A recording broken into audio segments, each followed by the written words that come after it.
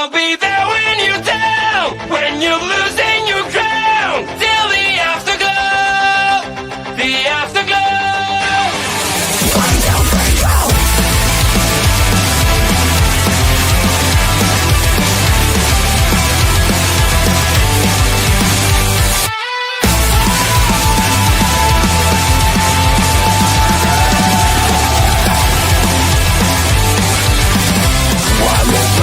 Fading away, you look so great when you gotta shine.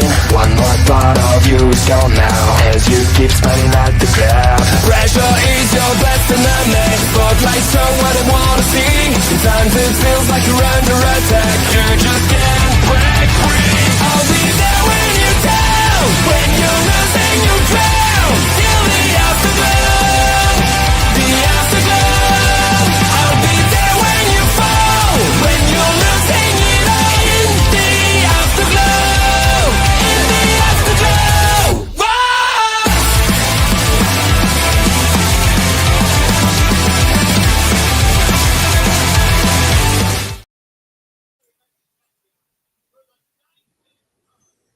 It is Friday night. Boston is the site of SmackDown, but the site of the Smackdown Security Detail is right here all across your social medias.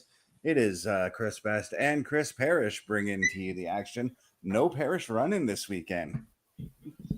No, but might be two Chris's, but that doesn't mean two Chris's make a right. But we'll give it our best shot tonight. As we see our Drew McIntyre making his way way to the building, he's going to be addressing his attack on Cody Rhodes from last week. Yeah, it shouldn't be too obvious at all, eh? Yeah. I mean, it's obvious why he did it. He wants a shot at Cody. I mean, if people keep overlooking you, you just got to kick them in the face and say, I'm now. Yep.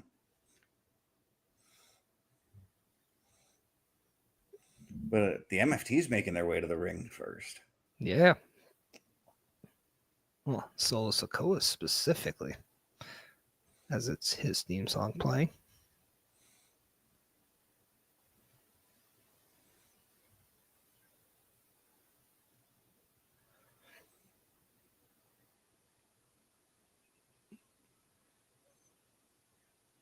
What do you think is really next with him with that United States Championship? I want to say Jacob Fatu, but it feels like they've taken Jacob Fatu off TV because of the cage match at SummerSlam. I wonder, though, if tonight is the night that we see Jacob return. Yeah. I don't know. I personally wouldn't mind seeing somebody else and then have a match at Clash in Paris. Mm-hmm. They try to do their gang beat down again after that. That's when Jacob Fatu makes that return. And then you can set up a Solo versus Jacob at War Games at Survivor Series, whether or not it's in the War Games match or if it's just something in general for over the title. Yeah, and that next person to step up to Solo could very well be Sammy. Yeah.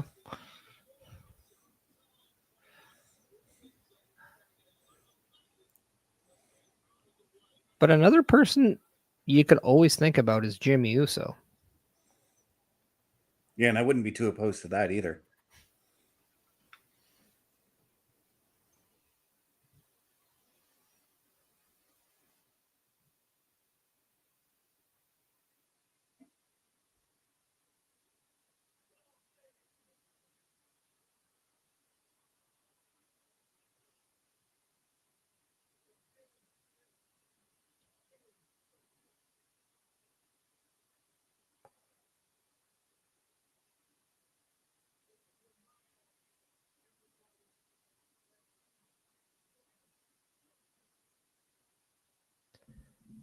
Solo Sikoa is reminding Boston that the MFTs run SmackDown.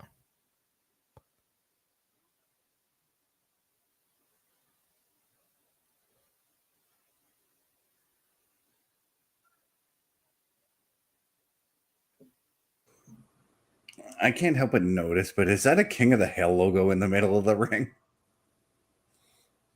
I'd have to see it one more time. I was not paying attention to the ring. Yep, very much so. All right.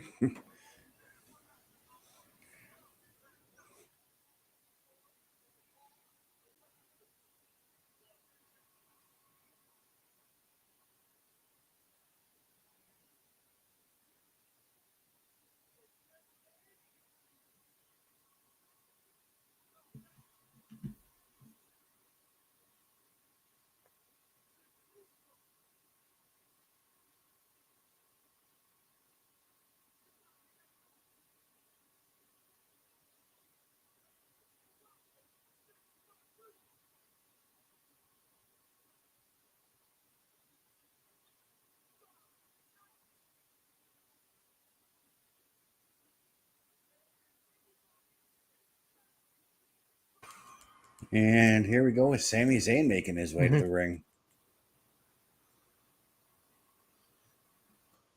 I think there's smoke to a possible Sami Zayn versus LA Knight trade.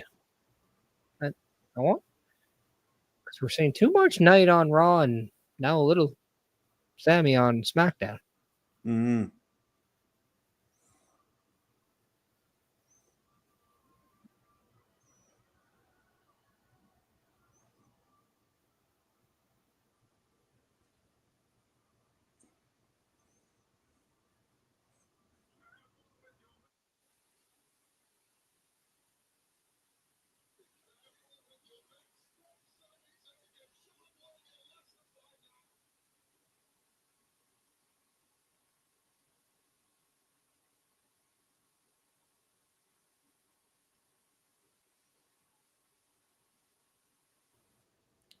And there's a part of me that thinks that Sami isn't alone in coming out here right now. I mean, he's alone out there right now, but I feel like he's got somebody helping him backstage. That could very well turn up in this segment. Potentially.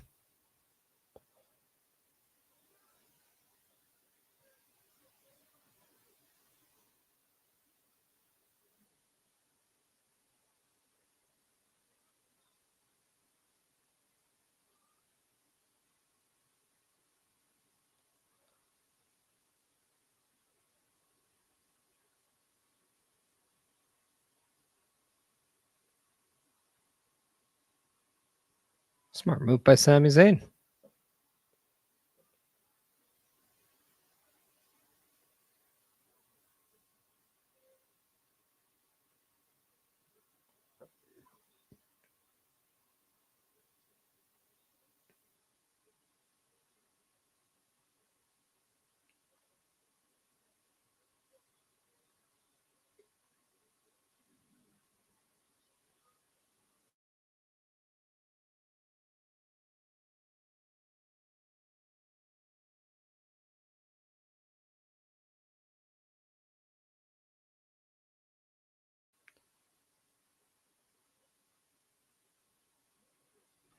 Sami Zayn reminding everyone that had he won the match against Rusev, he'd be in that contention at Clash in Paris over the World Heavyweight title, and was Solo Sikoa and his MFTs that took that away.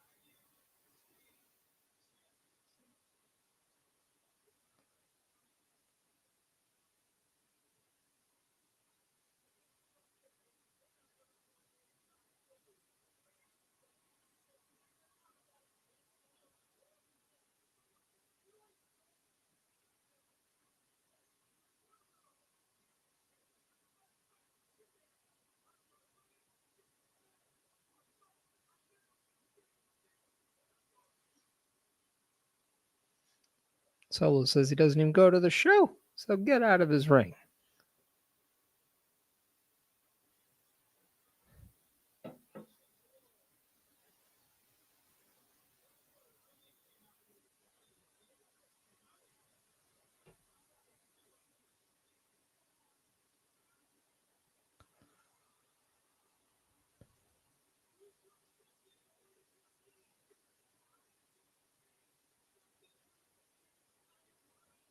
And it is official. Sami Zayn is now SmackDown.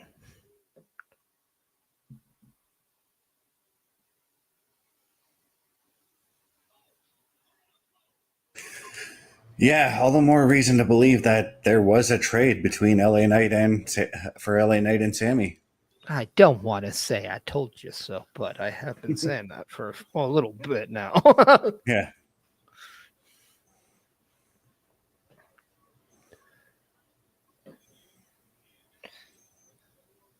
And just as I've been saying, I figured Sammy would have some sort of backup.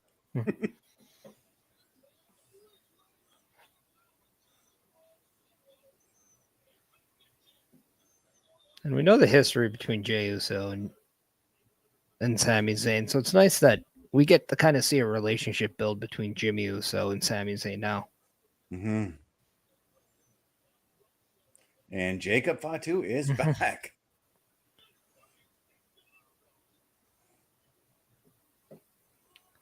So I'm going to assume a 6-man tag, either tonight or to be make official in Clash in Paris. Possibly tonight. Sami Zayn gets the win, gets a title shot at Clash in Paris. Yeah. Yeah,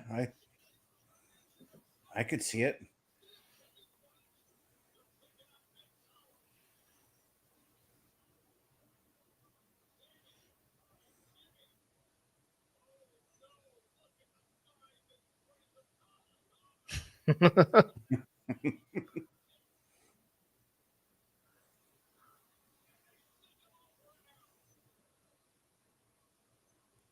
But it's still 4 against 3.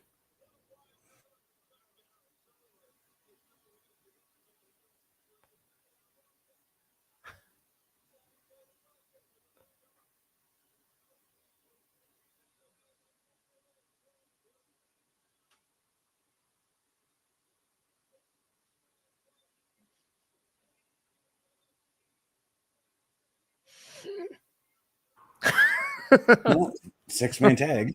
Yeah. This is why this is why I run in people. I don't give it all away. I mean, I tend to do it too at the beginning of the shows. But there's one thing I've kind of noticed about Jacob's gear tonight. He is wearing his Contra gear from MLW.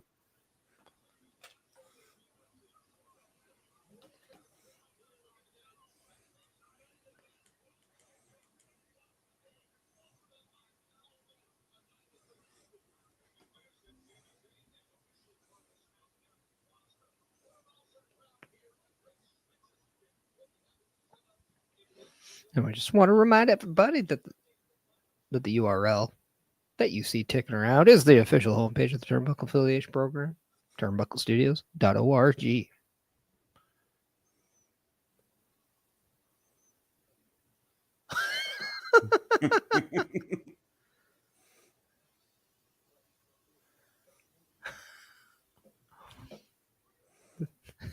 This gives me Michael Cole DX vibes from the 90s.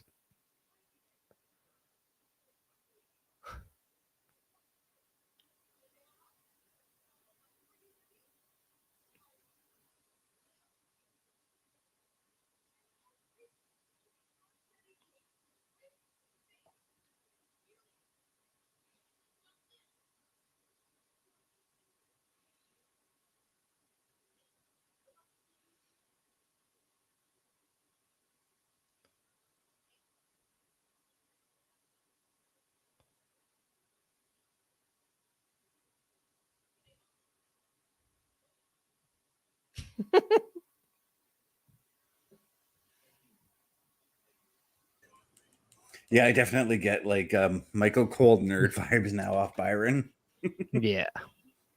We got Pete Leeds coming in. Said evening, champions. How's it going, Pete? How is your night going?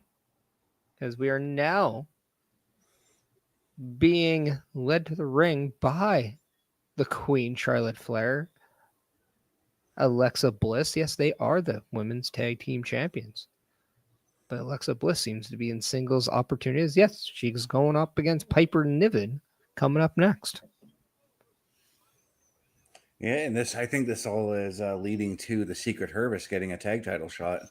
Yeah. But since we seem to be in a commercial, this sounds like a great time to play our commercials. As you saw the turnbucklestudios.org ticking around. Well, let's see what you can find if you go there. A Turnbuckle affiliation program is looking for more people. If you have passion level for pro wrestling, sports, video games, or something else, then Turnbuckle Studios is the place to be. If you have ever wanted to pursue content creation and want to join our team, then we would love to have you. Check out turnbucklestudios.org or contact us by email today because your future is now, and we want you to tap in.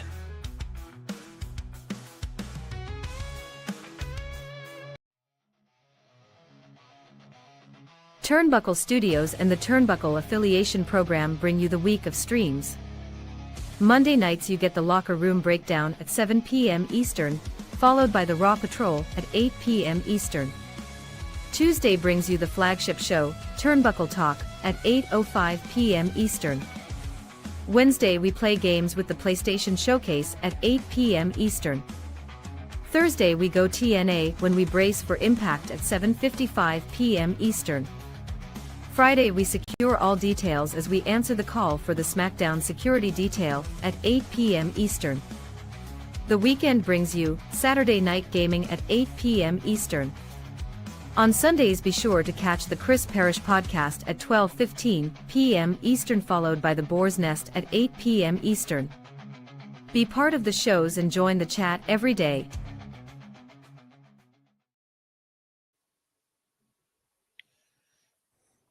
Once again, that website is turnbucklestudios.org, the official homepage of Turnbuckle Studios and the Turnbuckle Affiliation Program.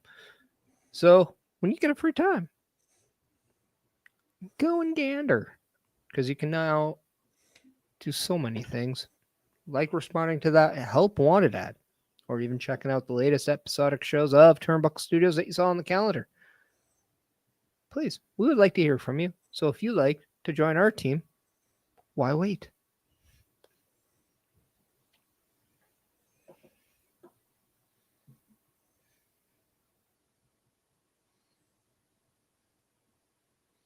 Couldn't help but notice the "We Want Cross" chants echoing during that segment. Right? For anybody who is paying attention to that thing, yes, Karrion Kross may not be contracted to WWE right now with his wife Scarlett. However, if you still want his merchandise, they are still on sale at www.shop.com at regular price. So take that for what you will. Yep.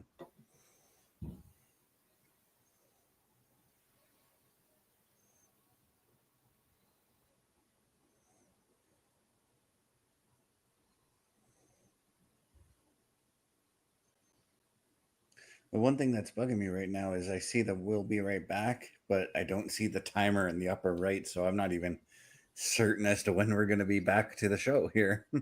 Well, that's because SmackDown is on television in the United States. It's not on Netflix across the board. It actually still counts down when they do the "we'll be right back."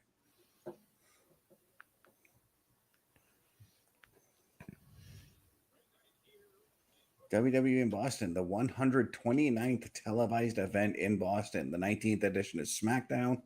It has hosted 14 PLEs. The city was founded in 1630.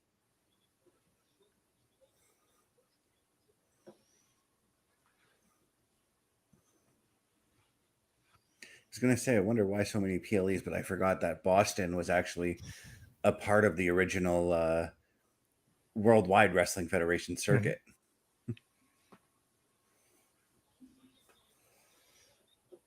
Well, and it's that East Coast, a major East Coast city, so Yeah.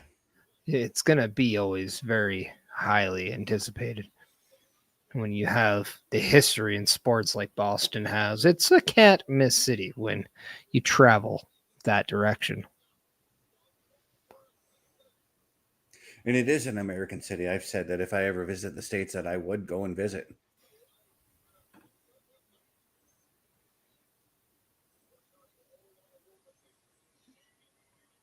But yeah, we do have a 6-man tag match with Sammy, Jacob, and Jimmy all teaming up but against the MFTs. And we don't know which 3 of the 4 members are going to be in that one, though. Part of me assumes it's everyone but Solo.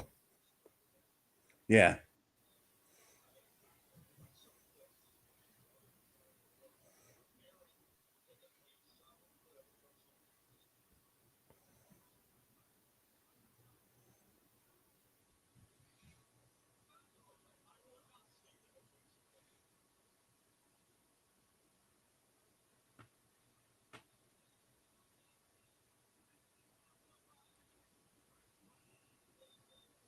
We got Wade Barrett standing at attention as Chelsea Green and the Secret Hervice make their way to the ring.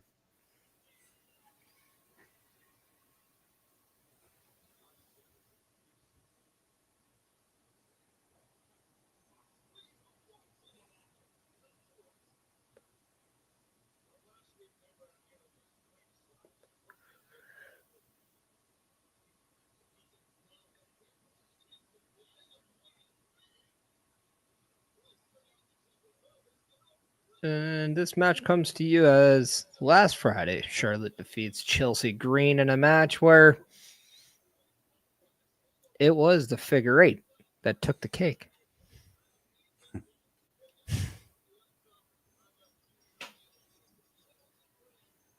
Now, this match on paper does look like it would be a mismatch, but don't count Alexa Bliss out. I mean, if she can hang and bang with Nia, she can hang and bang with Piper Niven.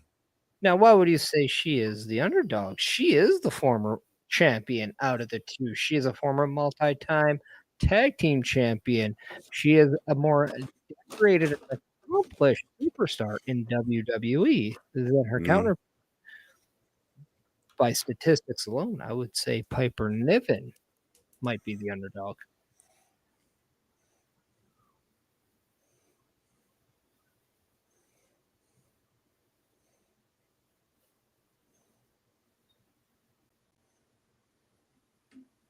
And yes, King of the Hill now on Hulu, I believe. Yeah, Disney Plus up here in Canada, it's on. So that is why it's being advertised. Yeah, because the latest season just got released. Mm-hmm.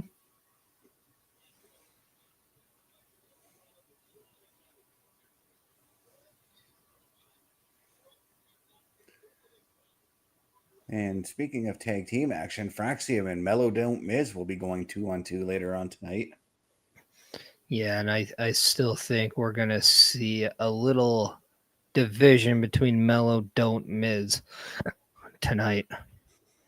So I get a feeling Melo's turning on the Miz. I have a feeling Melo might walk out from the Miz. Nathan Frazier gets the pin on the Miz. Mm-hmm.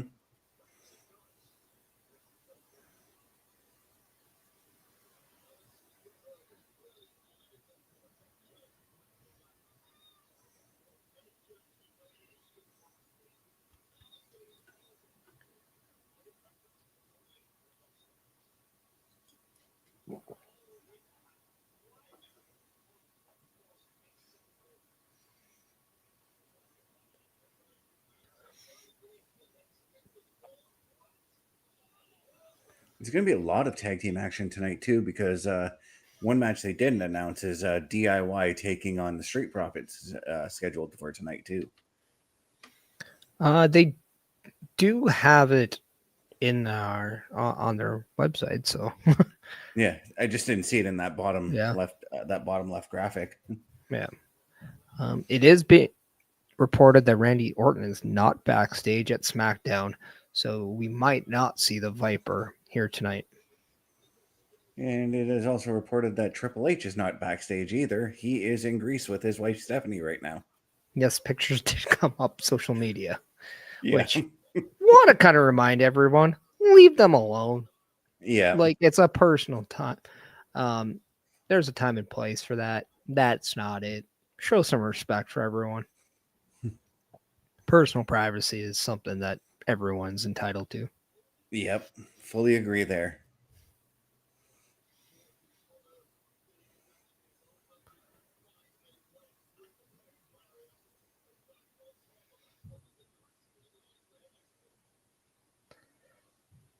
But not in Greece, but in Italy. Turnbuckle Studios would like to send a big congratulations to Logan Paul as he officially got married today. Cool.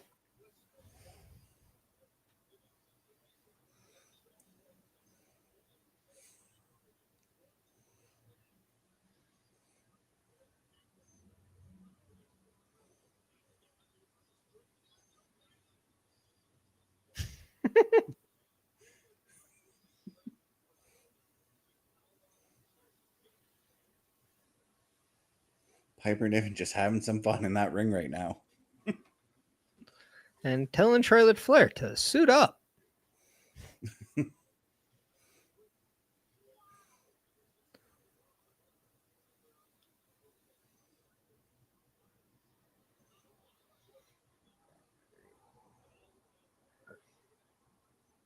And I think this is the countdown that you're referring to when it's maybe on but they commercial also during the action. do it during the where it will be right back stuff too. It's just weird that it didn't show up then. That's probably in case if a match is not going on at that time. Hmm.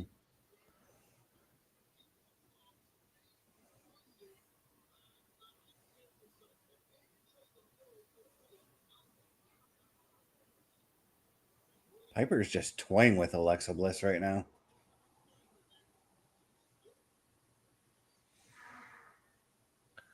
Which again, that might not be the smartest thing to do, as previously said. Alexa Bliss is a multi-time women's champion, tag team champion, highly accomplished in WWE.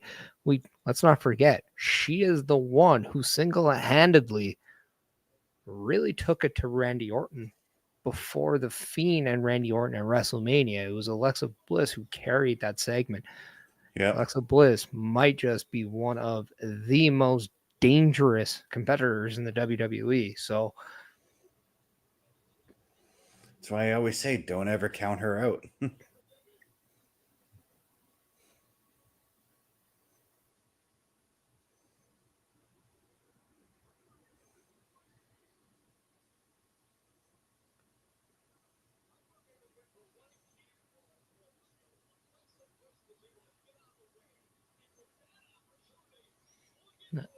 Alexa Bliss just firing on all cylinders. Throwing senton after senton on her. Well, if you get Piper Niven down, don't let her get back up. And that is something Alexa Bliss is doing very well. Shows you the experience that she does have. Right. That allowed her to pick up so many championships in her time, including the current WWE Women's Tag Team Championships.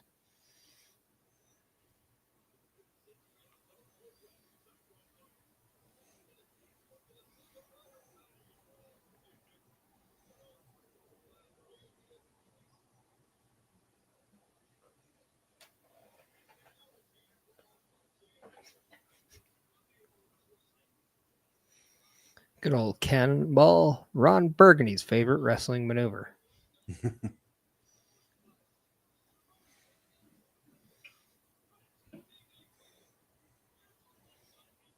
And Alexa Bliss countering with a DDT following a missed Vader splash from Piper Niven. I think she was looking for Twisted Bliss before Chelsea Green got out there. Oh, Yeah. But fire now. That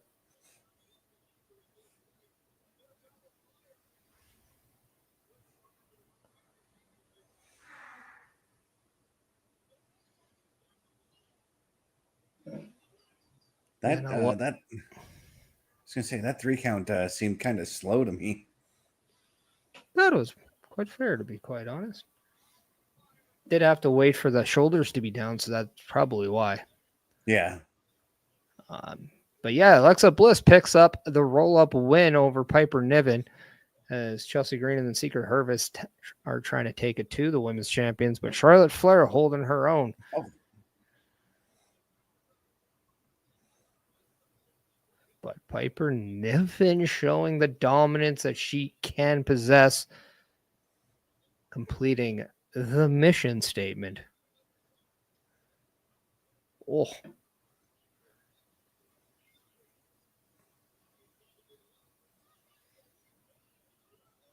And Charlotte's now temporarily out of the picture, leaving Alexa all alone. Now, again, this is another form of a 3-on-2, odd woman disadvantage for the champions. Even if we get a tag team title match, Chelsea Green still serves, pun intended, as a huge wild card for that team because former United States champion, the very first ever. If that's the wild card for your team, you'd have to think Secret Hervice might just be in the driver's seat on their quest to the tag team titles. Oh, 100%.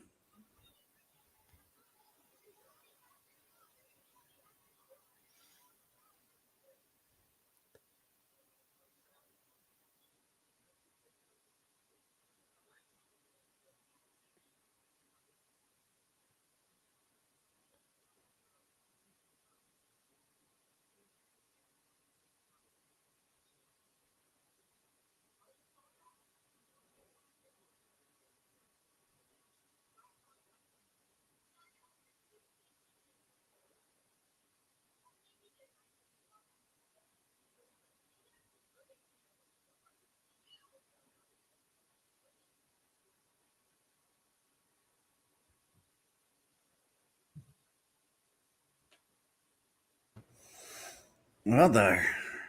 Well, could that be an indication that maybe we see a triple threat match for the women's title, or do we see a number one contenders match between Nia and Jade Cargill?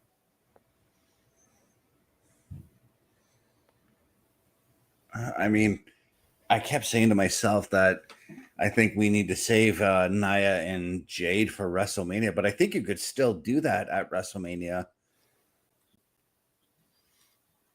even if they just had a number one contenders match. But I'd also be fine with a triple threat.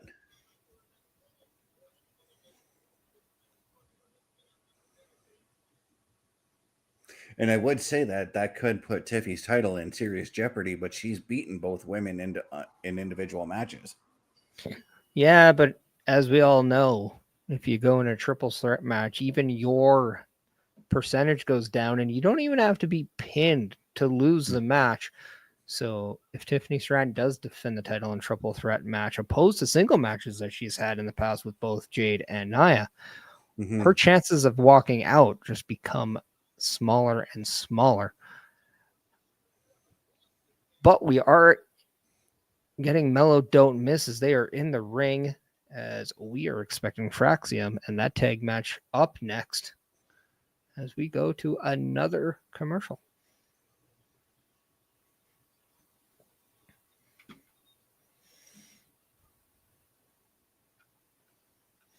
Yeah, we've got we'll be right back, and now we've got the timer in the upper right corner.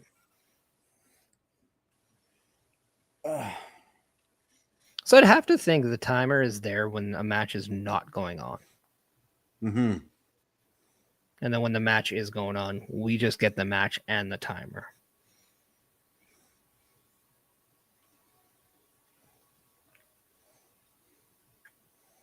So one thing I've noticed on the internet is a lot of people are complaining about what they're using for the Clash in Paris backdrop. And they're using the Starry Night painting made famous by Van Gogh. A lot of people are like, well, why are they using that painting? That's not a French painting. It was painted by a Dutch artist, but it was painted by a Dutch artist who lived in France, who painted it in France. That's the reason why, guys. I think too, one of the things, because I heard similar to a lot of people, and this matters in France. That painting, I guess, was painted on one side of France, whereas the show is on the other.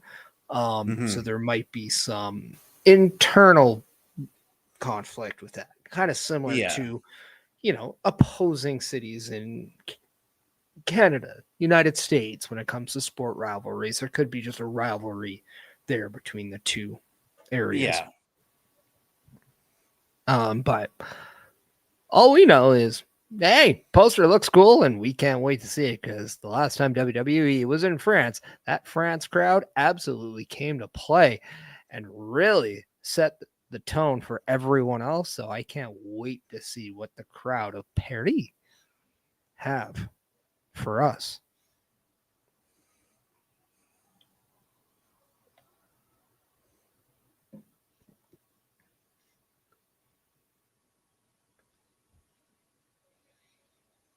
And I also love it because that's a stat holiday in Canada weekend. So Yep.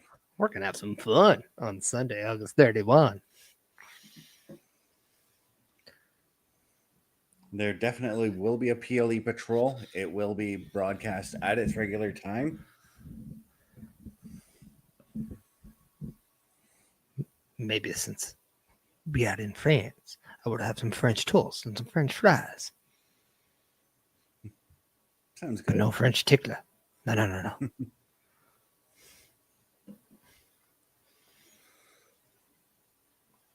When I watched Rene Dupree wrestle live against RVD on the Sunday Night Heat before SummerSlam 04, I could not believe how much the French tickler was actually over in Toronto. Well, Rene Dupree is he not Canadian? Yeah. But I mean, he was supposed to be like the mega heel in that match, obviously against Rob Van Dam. But you just said it was in Toronto. That's why we are Bizarro World, because we support our own. Yeah. Oh, say, can you see? You should think of more loyalty, America. Come on. Actually, I guess they do, because anytime it's Canada versus US, they boo the living piss out of the Canadians almost all the time. So yeah, they do. I retract that.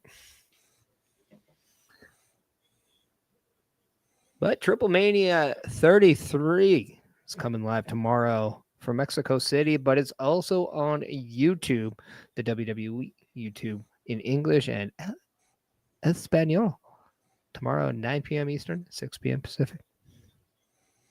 And there will not be a PLE patrol for Triple Mania tomorrow. However, programming note, because of Triple Mania, Saturday Night Gaming will be aired at an earlier time, 6 p.m. Eastern.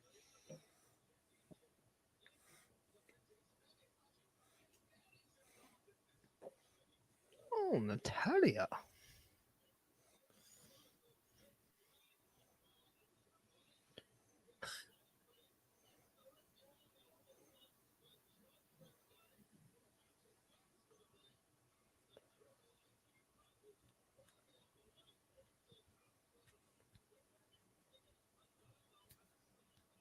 Oh, that AAA tag title fight match is a street fight.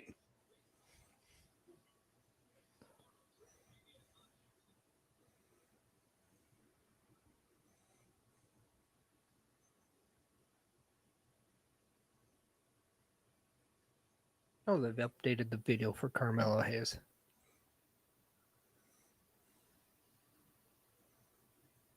They did not always have his full name on that, Tron. No.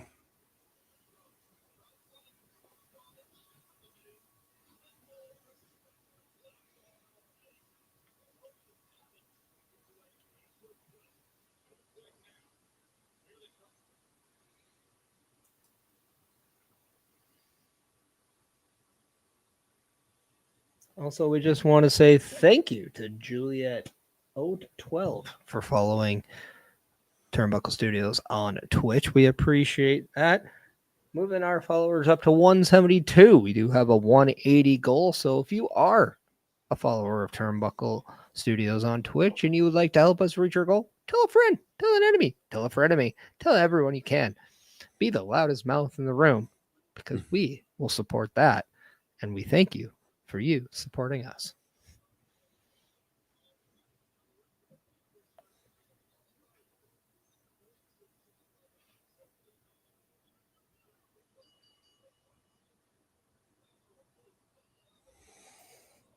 Why is it that the gear of Fraxiom kind of really give me like New Day debut vibes?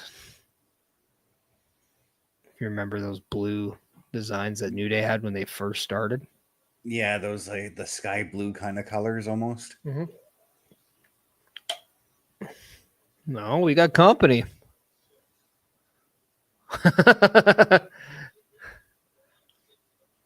That spoke a little too true to the Miz up there as he left Raw for SmackDown to get away from the Wyatt Six.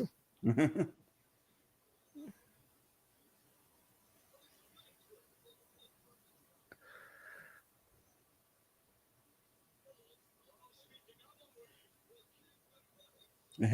look of uncertainty on the Miz's face.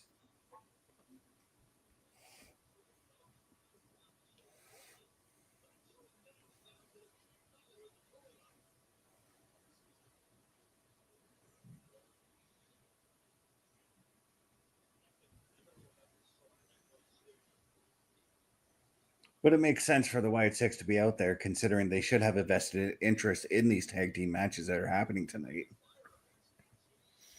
Yeah, and especially with Fraxiom being a former opponent, whether it was the TLC in SummerSlam or in other matches, Fraxiom still has their eyes on those tag team championships and very well could be the next in line with a win over Melo Don't Miz.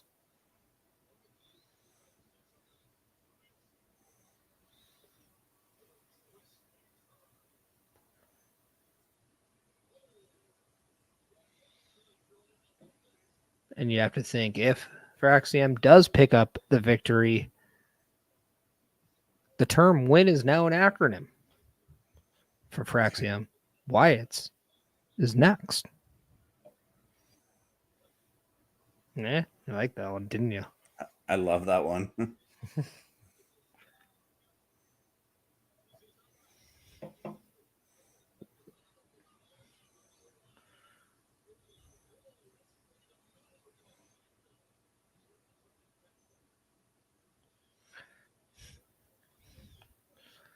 Just like if Carmelo's ever sick of listening to the Miz, Melo might be him. But it could also be an acronym for, honestly, ignoring Miz.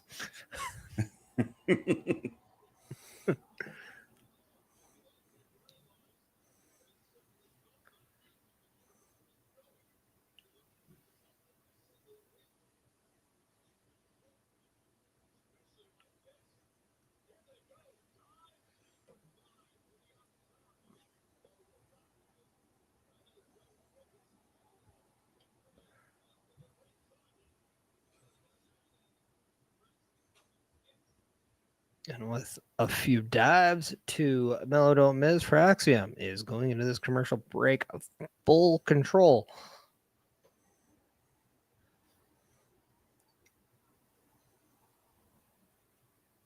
Now, could we potentially just see more trades and less talk about the draft coming up? Do we think that is a viable option? Would it be just like another trade window kind of thing, or? Well, did they have a trade window? They just had an openness for anybody to move if they wanted to. Yeah. Because really, the only trade that we know of was Kevin Owens for Jey Uso.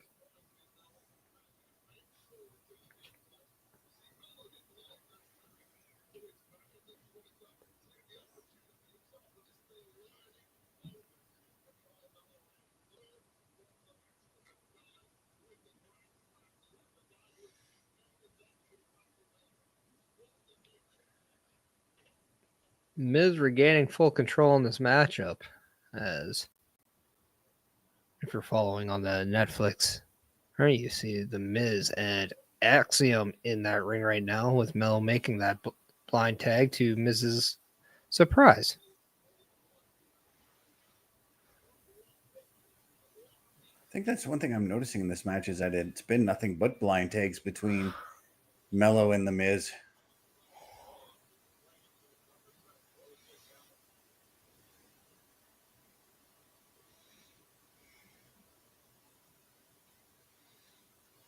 Kind of teasing that dissension between the two men. I'm wondering if the dissension tease is a strategy employed by Carmelo and The Miz, as we've seen in the past, whether it was A-Town Down Under doing a Noble Femi in NXT.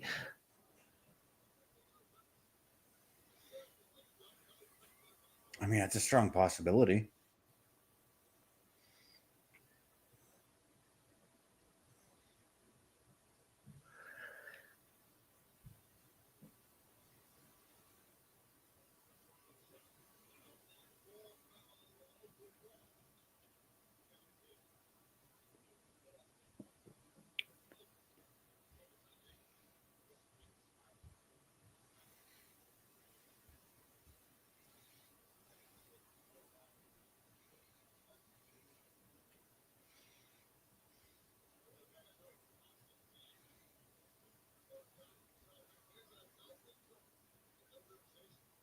Ooh. And The Miz being told by Melo, I got this, as Carmelo Hayes was forced to remove The Miz from delivering shoulder thrusts to Axiom in the corner. Hmm. The first time we saw physical dissension between the two.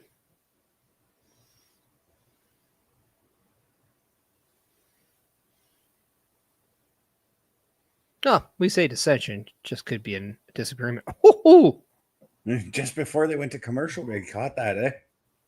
oh yeah. Or came back from commercial, I should say. I hope they replay that for everyone, because that looked beautiful.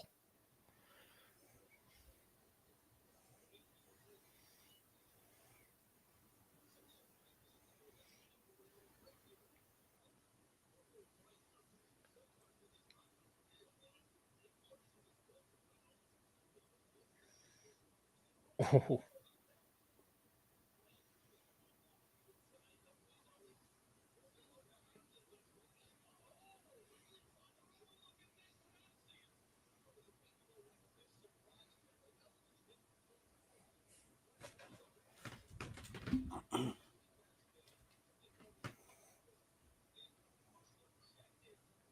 Version of the Pearl River Plunge executed by Carmelo Hayes. Yeah, that's a throwback name, eh? Yeah. Also known as a double underhook sit out powerbomb.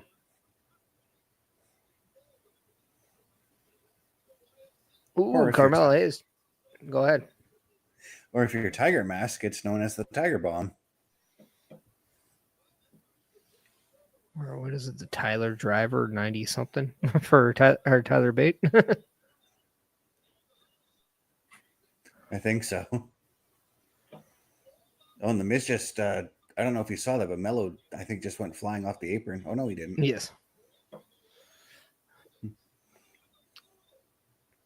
But I did see Carmelo Hayes get a little too cocky, go for a cheap shot on Nathan Frazier.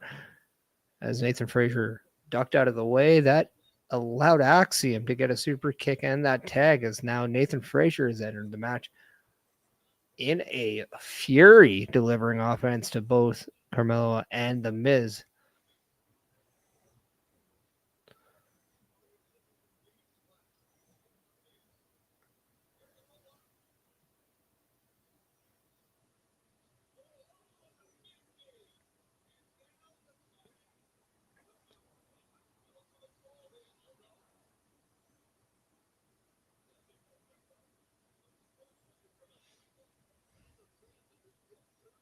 Okay, that was impressive. Mm-hmm.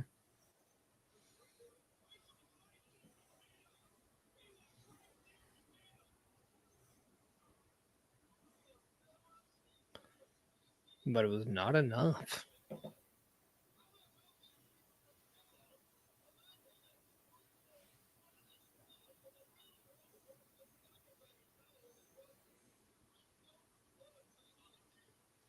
Nathan Frazier hitting a springboard reverse Spanish fly, Wade.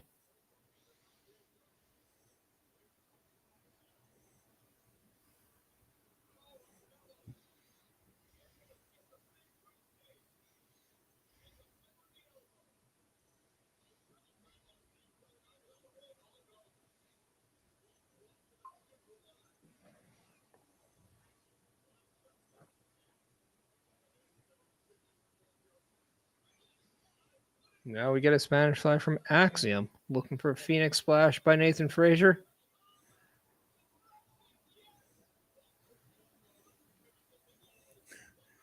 And the Miz with the step up tornado DDT, basically. Not used to seeing the Miz go flying, but That was impressive. That was, I gotta say.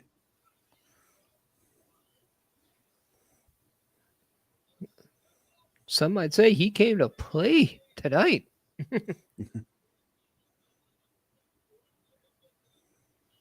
All four of these guys are just putting on a clinic, and this is awesome. Well, it's just Pun kind of what it intended. is now, especially in the tag team division. You've got to be ready to shell out, or you're going to be left on the shelf.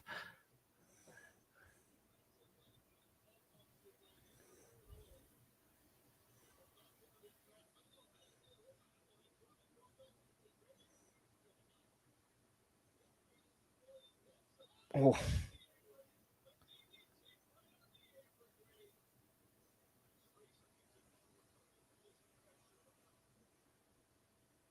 I was gonna say who got that one, but Melo did definitely. Melo reversing the the superplex with a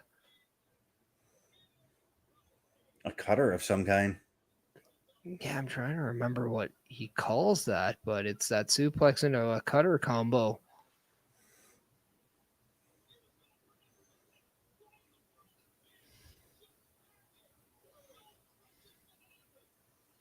And just when Melo had things well in hand for the win, the Miz steals the win from him.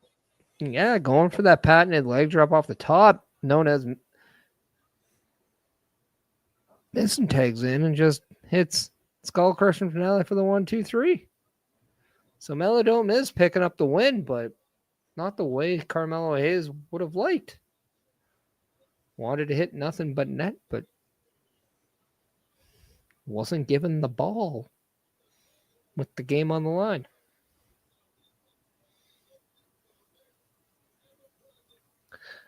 But, I mean,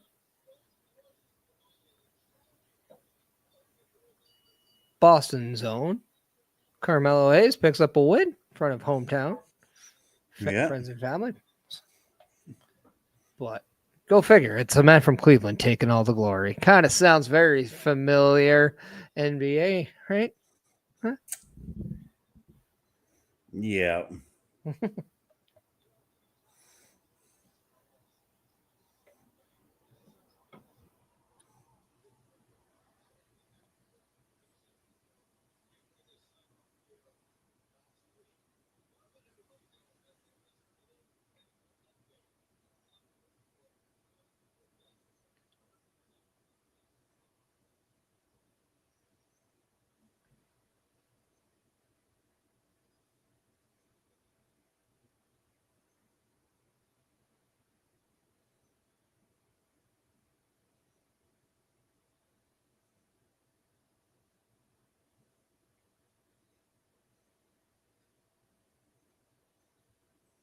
But right now we're getting a look at the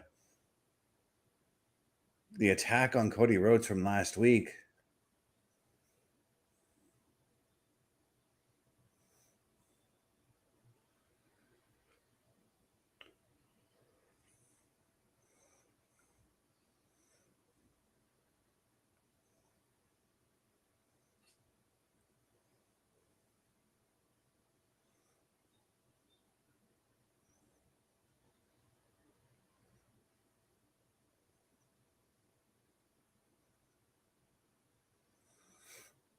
which means next we're getting Drew McIntyre addressing his attack on Cody Rhodes.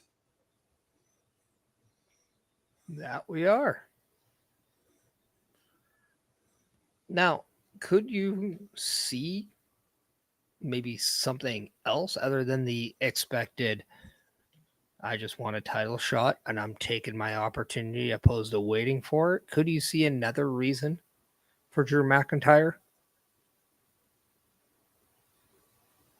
I mean, unless he brings up his history at the Clash in pay-per-views, or if he brings in some kind of history that somehow fits Cody Rhodes being involved in every time Drew's been screwed out of the championship.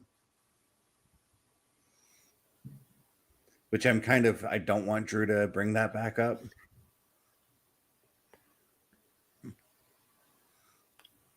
I also wonder if it was something to the point of maybe during Cody Rhodes' first title reign, Drew feels like he was ducking Drew. Mm-hmm. Never offered him a championship match.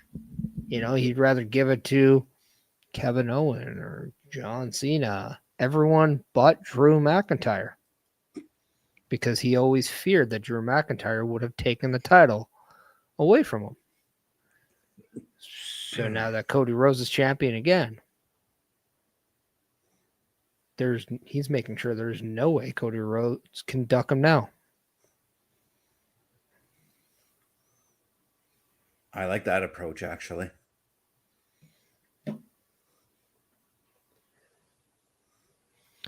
Drew McIntyre has said on multiple platforms or podcasts that he really wants this match with Cody Rhodes too, because they do kind of come from the same cloth, as they were originally hired by the WWE and they both had to leave the WWE to find who they are. And since they came back, they have both won Royal Rumbles. They both have won World Championships. Quite similar paths both men have. And that's the path you can go right there with Cody and Drew. And I guess with Drew, you can say he was the one who was fired, not Cody. Mm-hmm. And he's had to work by the time harder to get there, to get back. Yeah, because by the time when Cody had let his contract run out and left the WWE, Drew was already doing what Cody would eventually leave and do. Drew was already making the rounds on the independent circuit and building his name.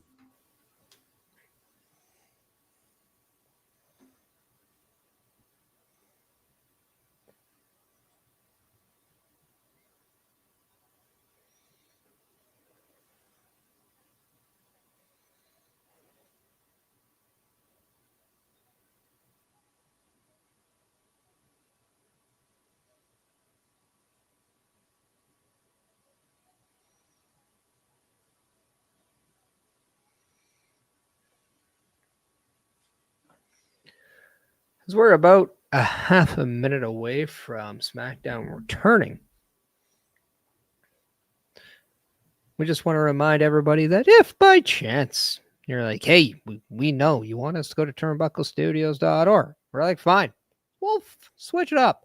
Because if you want to get a plethora of products, please go check out our store at carlcarafel.redbubble.com. So if you want t-shirts or hoodies or caps or even stickers or phone cases, etc., of your favorite Turnbuckle Studios show, please go check out carlcarafel.redbubble.com.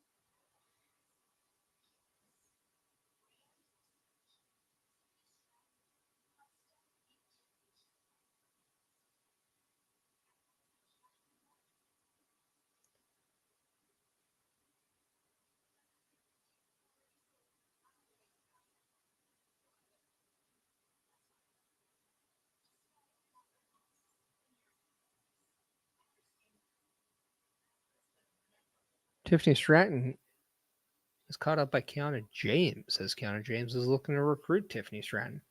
Then also make sure she gives her a warning that if you're not with us, you are against us.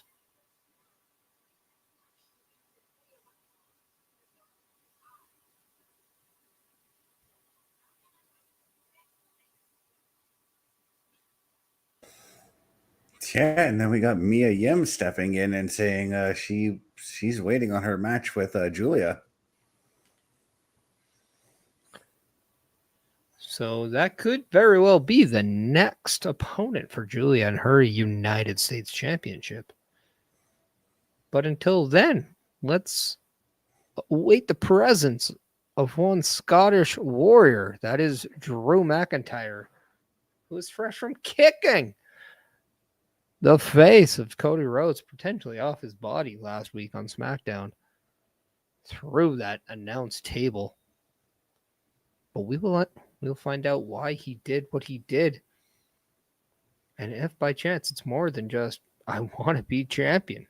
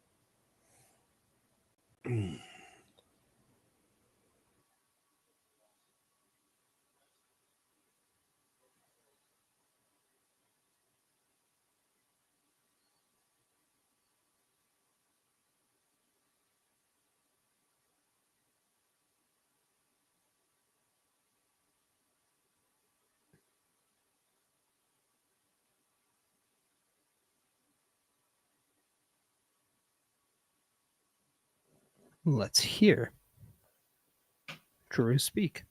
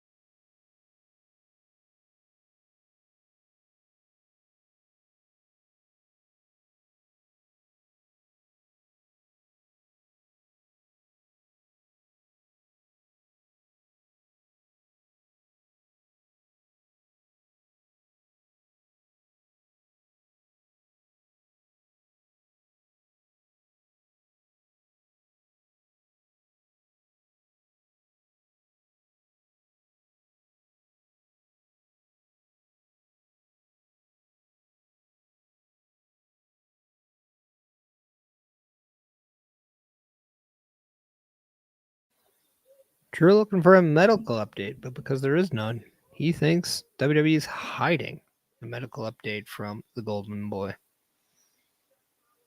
His words, not mine.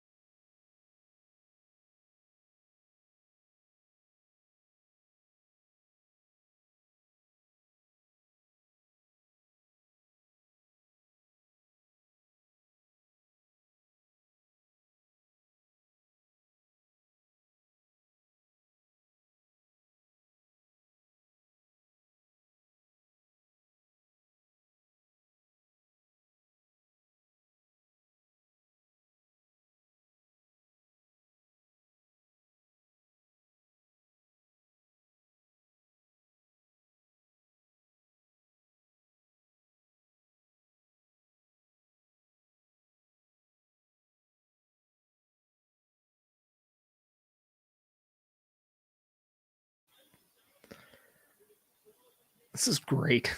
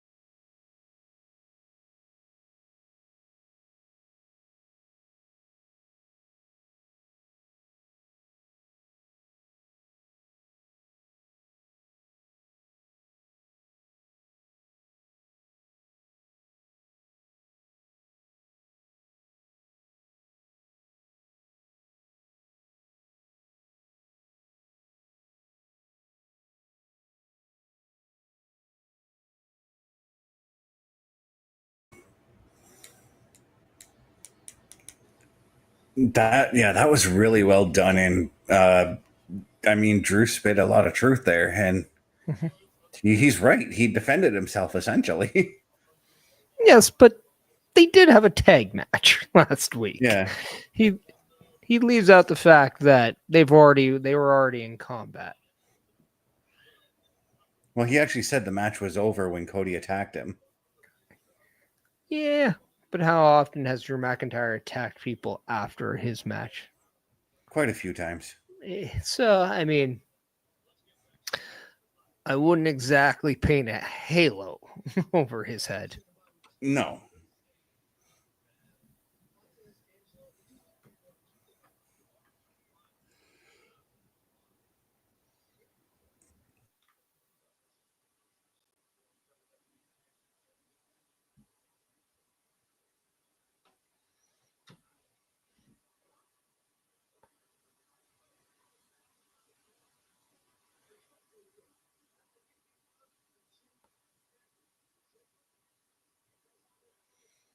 Well, it looks like it's going to be Tamatonga, Solo Sikoa, and JC Mateo in the six-man match.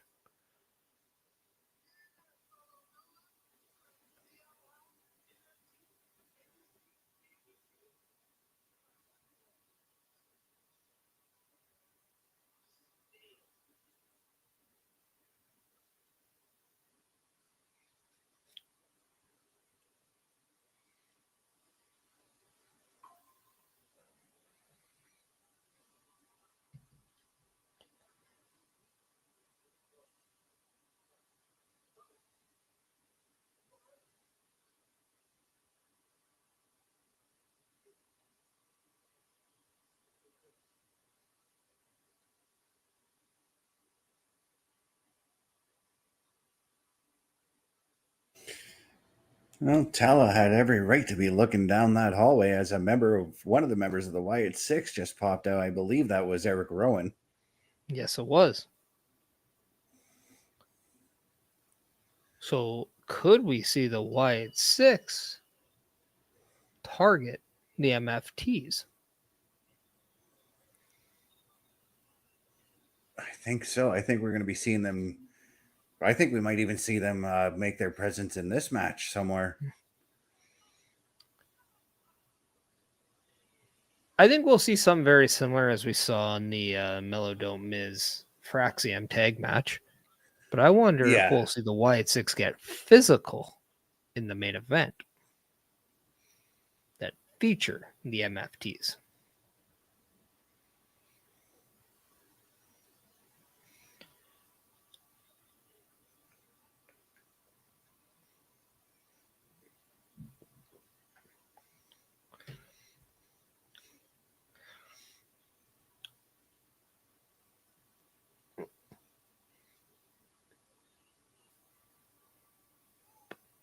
I can't wait for War Games. Yeah. But as we get to commercials, why don't we once again play down our commercials for everyone? As this is now entering the second hour of SmackDown, let's show everybody what you can see every week here on Turnbuckle Studios. Turnbuckle Studios and the Turnbuckle Affiliation Program bring you the week of streams. Monday nights you get the Locker Room Breakdown at 7 p.m. Eastern, followed by the Raw Patrol at 8 p.m. Eastern. Tuesday brings you the flagship show, Turnbuckle Talk, at 8:05 p.m. Eastern. Wednesday we play games with the PlayStation Showcase at 8 p.m. Eastern. Thursday we go TNA when we brace for Impact at 7:55 p.m. Eastern. Friday we secure all details as we answer the call for the Smackdown Security Detail at 8 p.m. Eastern. The weekend brings you Saturday Night Gaming at 8 p.m. Eastern. On Sundays be sure to catch the Chris Parrish podcast at 12:15 p.m. Eastern, followed by the Boar's Nest at 8 p.m. Eastern. Be part of the shows and join the chat every day. A Turnbuckle Affiliation program is looking for more people. If you have passion level for pro wrestling, sports, videos, games, or something else, then Turnbuckle Studios is the place to be. If you have ever wanted to pursue content creation and want to join our team, then we would love to have you. Check out turnbucklestudios.org or contact us by email today, because your future is now, and we want you to tap in.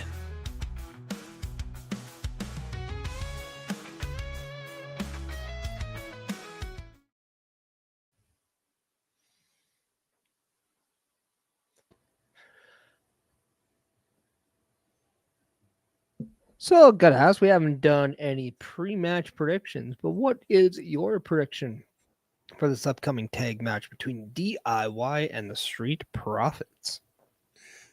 I kind of want to see the Profits get that title shot. So I'm going to go Profits on this one. Do we think perhaps a triple threat number one contender match could be there when we see the MFTs go on against Melo Don't Miz, go on to take whoever wins in this match, as the MFTs defeated the Motor City Machine Guns last week? What do you think about that? If that's the road that we're going down, then I really think it's the MFTs that get the tag title shot, and it's probably going to happen at Clash in Paris.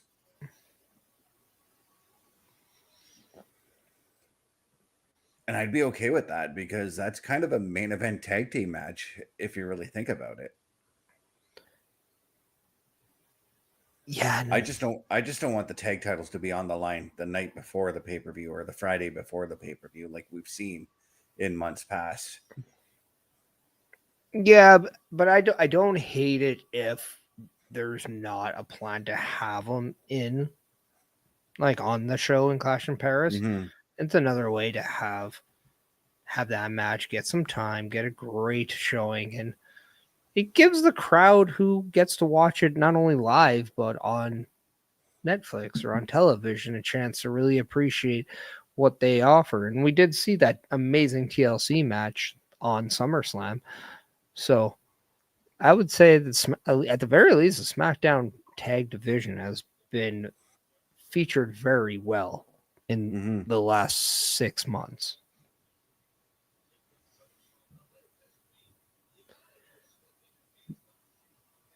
Ooh, Tiffany Stratton on Impulso. That sounds interesting. Yes. Also, the Naomi Jimmy Uso on What's Your Story was very entertaining.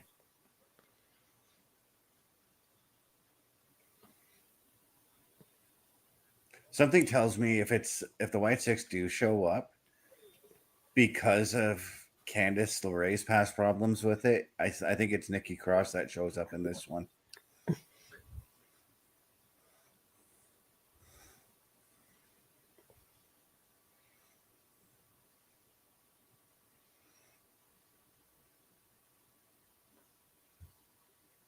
I do see somebody at the bot, like kind of at that right hand of the Tron. I don't know if you saw that. Kind of to the right of that whole area. I did see something light up over there. Well, it wasn't something to light up. I saw an actual person. Well, that's what I mean. I saw something light up, and then I think I briefly saw a figure over there.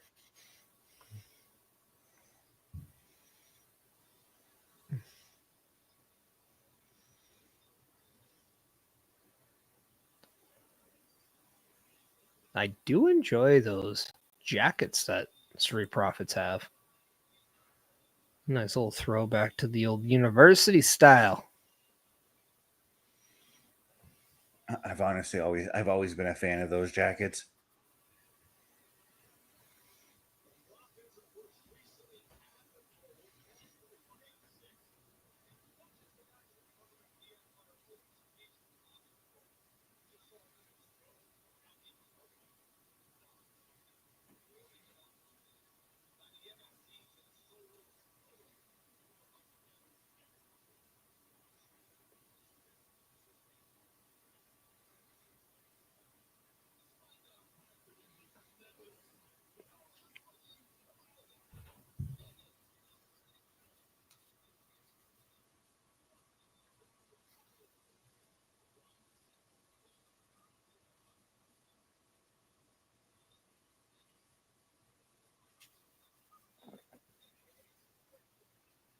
Now, if you ever want to put Naomi back, or not Naomi, if you ever want to put Bianca Belair back into the tag division, I really wouldn't mind if she takes a B-Fab under her wing and goes in that way.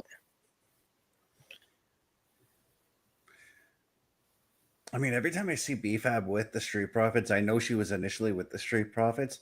I do realize how much I did miss her tag teaming with Mia Yim. I thought there was something there too, but putting her with Bianca, I mean, look what it did for Jade Cargill.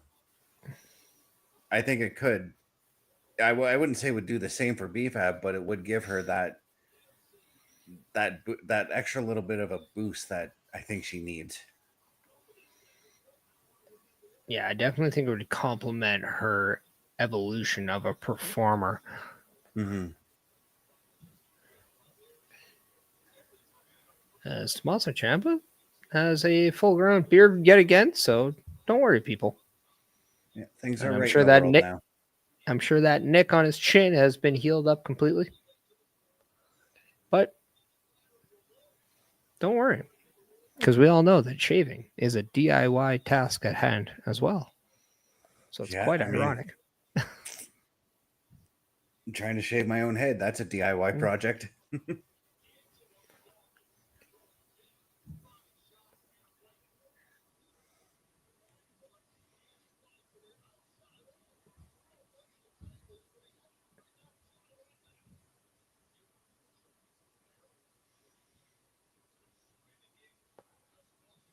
Okay, that did not hit.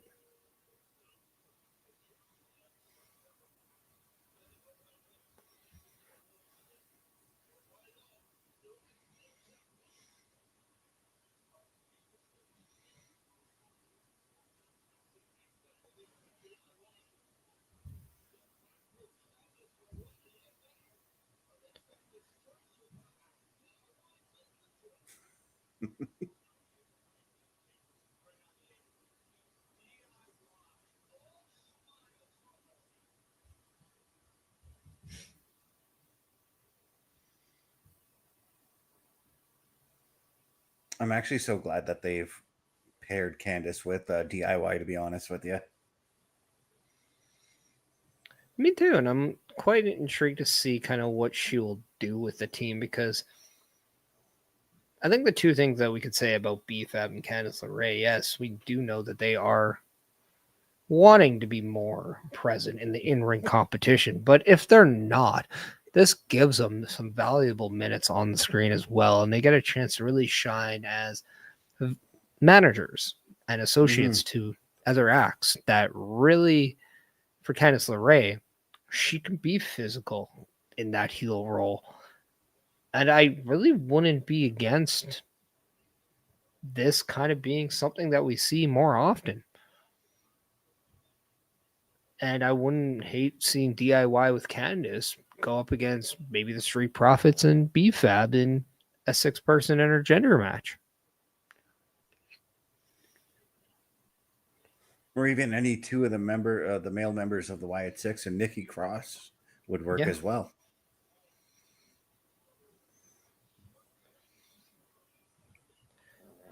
Now, I'll pose an idea.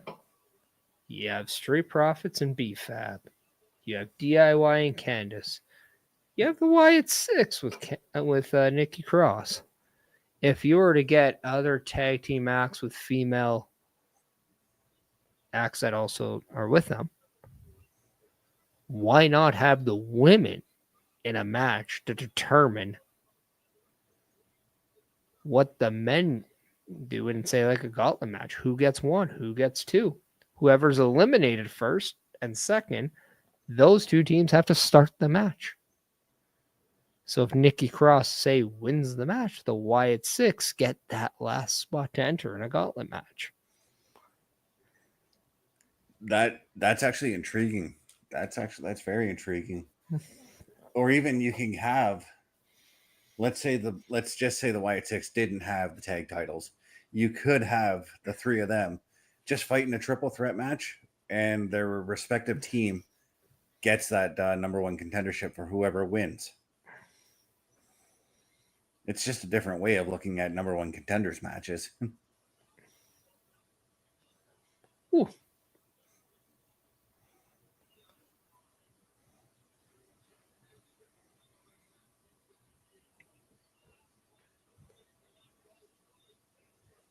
But then you have to think, okay, who's going to be a Fraxiom female counterpart? Who can be a Melo Don't Miz? I mean, you could bring back Maurice easily if you want to. Mm-hmm.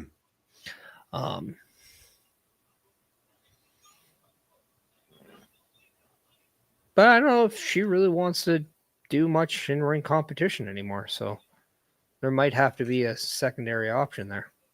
Mm-hmm.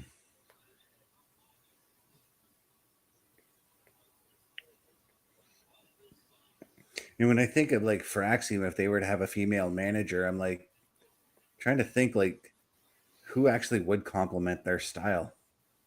Oh, I can tell you who would be perfect, but she's over on Raw. And that would be the first ever women's intercontinental champion, Lyra Valkyria. I was just going to get to that because of her high flying abilities. I also thought of down in NXT, Sol Ruka could be that as well. Sol Ruka more so for the innovative high flying that she does.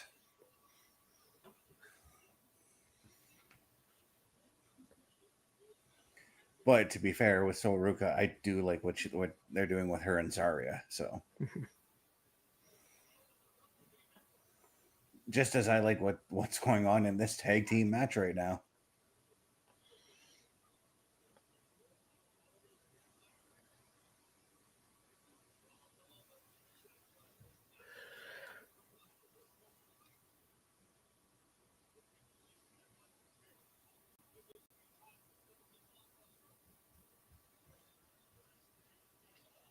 Oh! Oh. PFAB took that the worst way you could. Yeah. Candice LeRae shoving BFABs right into the steel steps there. Absolute brutal.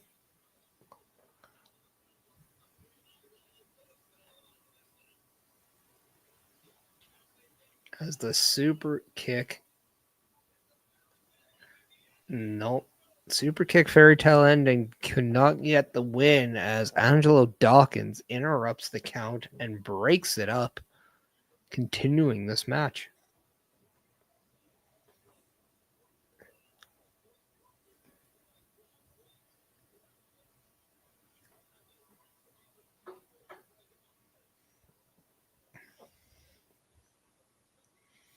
Oh, good catch by Gargano or Ciampa there.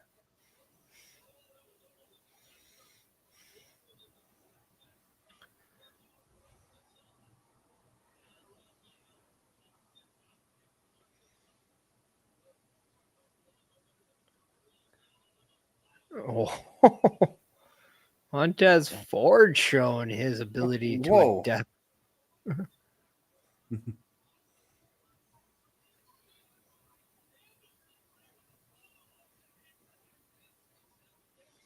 Candice LeRae giving you a strong lead of vibes with that Hurricane Rana.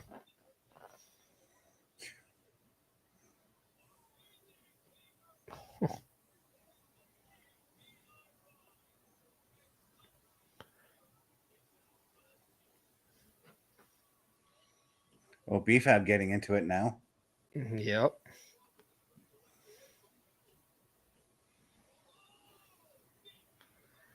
You can't just push a broad into the steel steps and not think she ain't going to do anything about it. Right?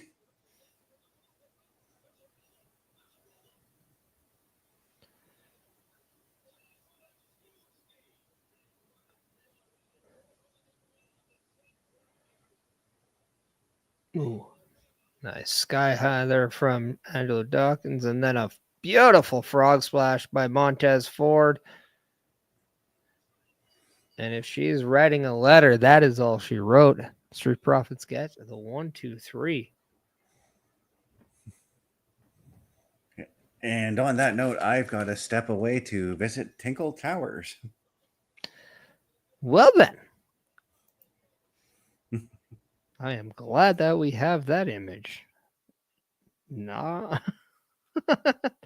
So, everyone, I'm just gonna not do this little thing. We'll do a little one there, right there. Yeah, how about that one? Yeah.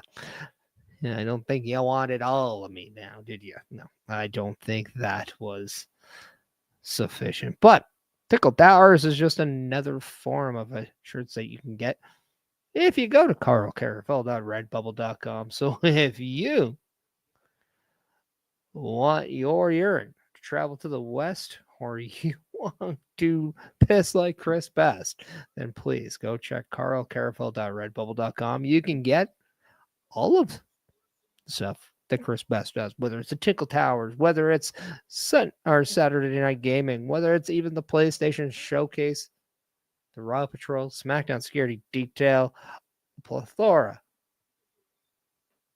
of shows that he does. But right now we have the Motor City Machine Guns and Melo Don't Miz arguing in the back.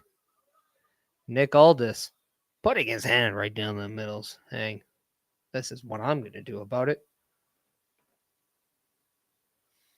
It looks like we're going to get a tag team match between the two.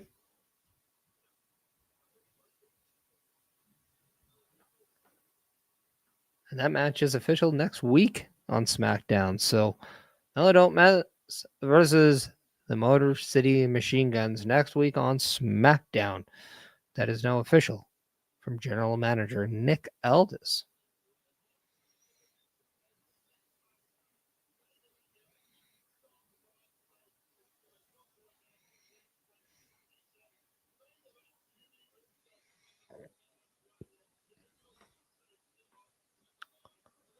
But up next, we will get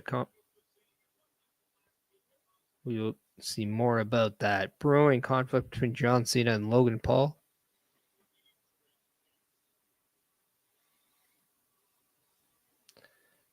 As we go to one more commercial break, as we get that beautiful throwback to what happened on Monday night.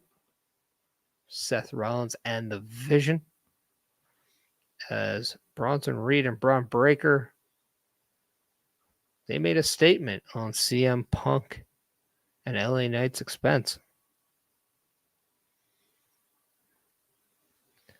Raw coming to you live from Philadelphia next Monday. So that is where you can catch the Raw Patrol.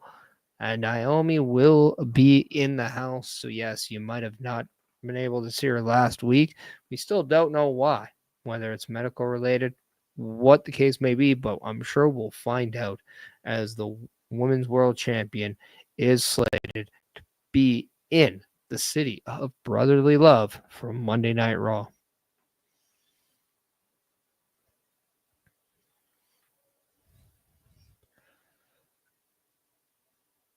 And call Rosie and Jamal because we got a 3-minute warning before we get back to SmackDown. Needless to say, we still have a lot to unravel. We haven't even seen the latest from Aleister Black and Damian Priest. Could we see something there? We have yet to see the Women's United States Champion, Julia. Does she have a message in any way?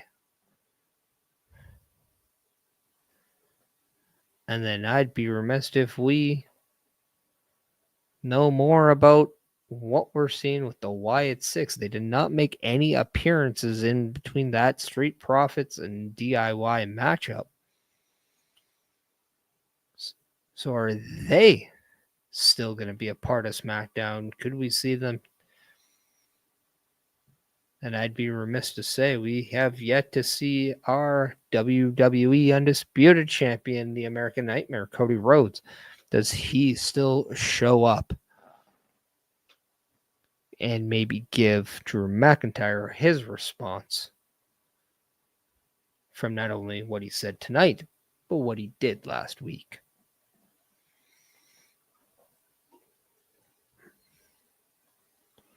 I want to take this time to thank every single one of you who are taking the time to watch Smackdown Security Detail. But if you like what you see and you want to continue to support everything Turnbuckle Studios do, or even myself, alongside Chris Best, alongside every other member, Carl Carafel, OMD, Bubba Duke, please hit a like, follow, subscribe on all the channels you see, whether it's the Facebook, the YouTube, or the Twitch. We also have other areas. If you're checking on my X account, I appreciate that, and thank you so much. But please, if there's a notification bell button that you have not hit on YouTube, please do that to alert yourself every time Turnbuckle Studios goes live. And then make sure that you hit that follow, that like, that subscribe, because it does go a long way. But more important than all of that, if you're in the chat and you're watching, doesn't matter what platform, let's be active, get involved. It's not just us watching a show. We would like to get involved, get to know our audience, and talk and debate, healthy banter between everyone. We'd like to just have some fun while we do these, so please be active. That engagement goes a long way. If here's a little bit of a tidbit for everyone, engagement actually helps the streamer and the content creator a lot more. So if you're able to engage, please do so. That is a great way of also helping. As we have returned to SmackDown, as we're shown a beautiful view of Patty France, as the Eiffel Tower is just draped in golden lights. And now we have Chris Best coming right back. Yeah, let's put you in that right spot. And I'm briefly in the dark here. Just the loose connection on my light. There it goes. It's back. It's back. There it is. Yeah, let there be light, we say. And now, Best, you might not be able to see John Cena, but we can see you. But they are recapping what happened last week on SmackDown with John Cena and Logan Paul.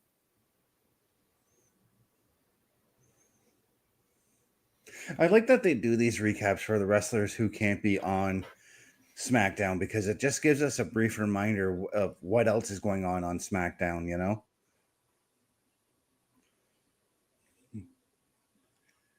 It's kind of like a throwback to those old, the old days on WWF Superstars in the late 80s, early 90s, where they would be like,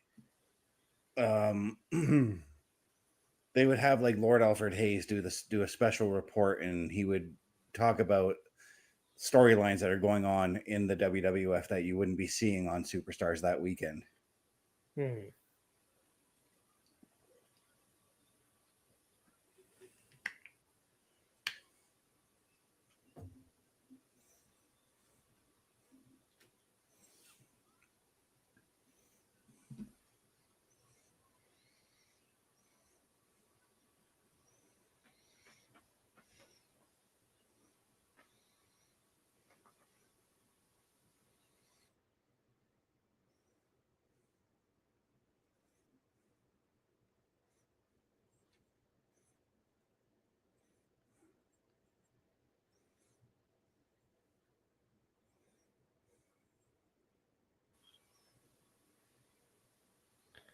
I'm not going to lie, there's part of me that would like to see Logan Paul get the win over John Cena at Clash in Paris. You know what? I think I'd be okay with that as well, to be honest with you. Because because that's something that, like, if Logan does take the win, that's something that you can still fall back on for another match. Well, I don't think that they're going to have a second match. No, but it's, it's a possibility, right? I think it's something that you can do to help propel Logan Paul to something greater, perhaps a world title match against Cody Rhodes, or even a match against the men that we're seeing it right now in Raw and the Truth Killings or Art Truth.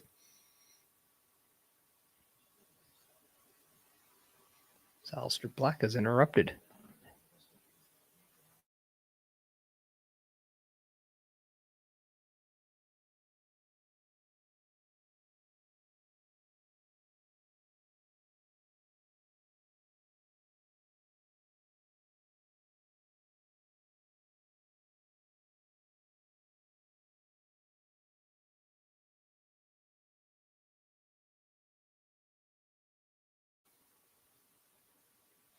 Kind of surprised with that. We did not see Damian Priest as any time our truth is in a issue. We always seem to see Damian Priest. Well, they are reporting that Damian is currently down with a broken jaw from that Black Mass kick. But it is possible he shows up next week, given that I believe they just said that they are going to have a match next week. Yeah.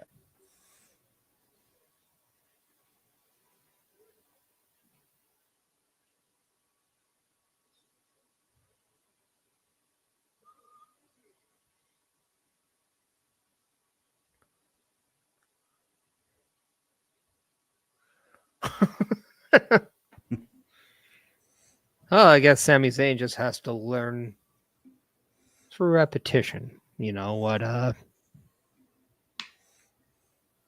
to gain the respect of Jacob Fatu. Yep. I'm starting to realize Jacob Fatu might have trust issues.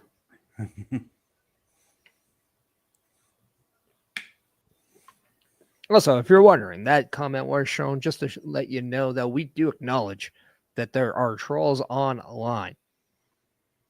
We have banned, we have done all that. So if you are a troll, you are not welcome in this chat. But we just want to let everybody know, if you are not a troll and you do like to be a part, we welcome you.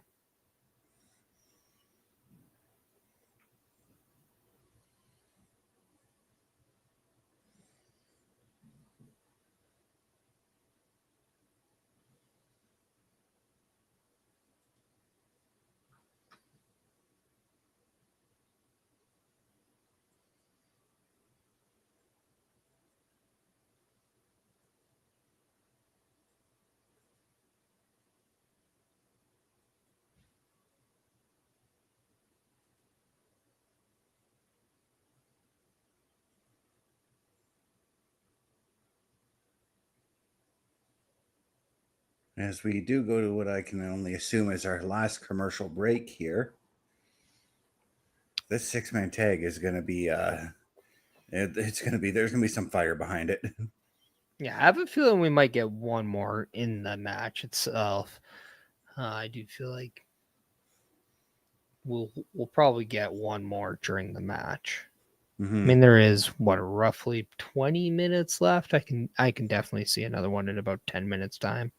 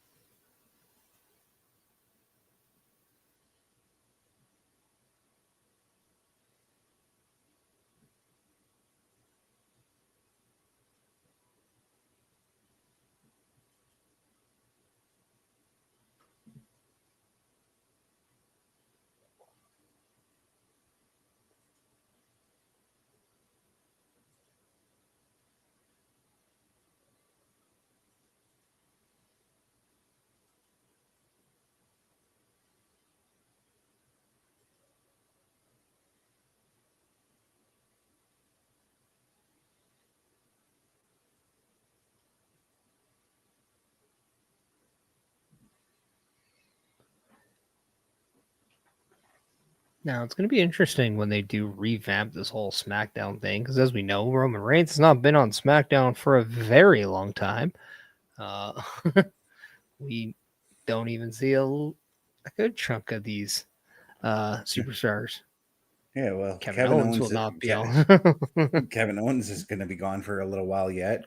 We don't know the Mhm. extent of the pretty deadly injury there. Nakamura, I don't know where the heck he's been.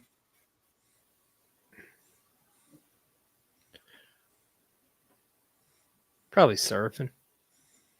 Might be surfing in the USA.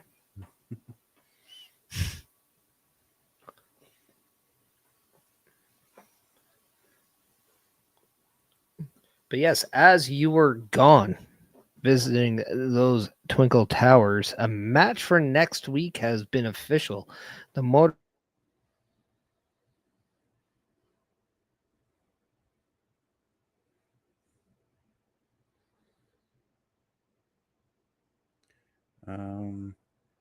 I think Parrish completely froze. Did we lose him?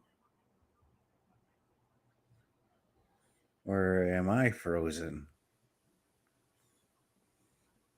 I don't know. You completely froze up. All I heard was the mo and freeze. Yeah, nothing was an issue on my end. But yeah, no, I was saying from when you were gone at Tinkle Towers, Nick Aldis made a match official: the Motor City Machine Guns versus Melo Don't Miz. Next Friday, SmackDown is in Dublin, Ireland.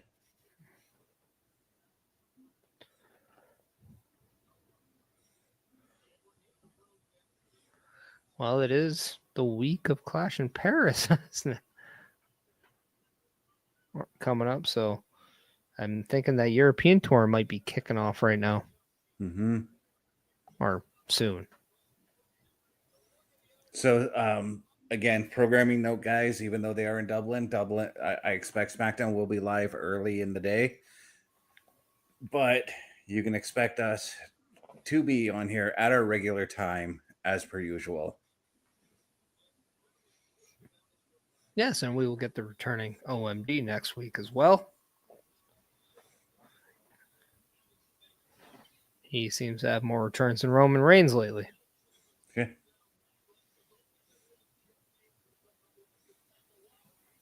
Well, it's those summer months that keep him busy. Yeah.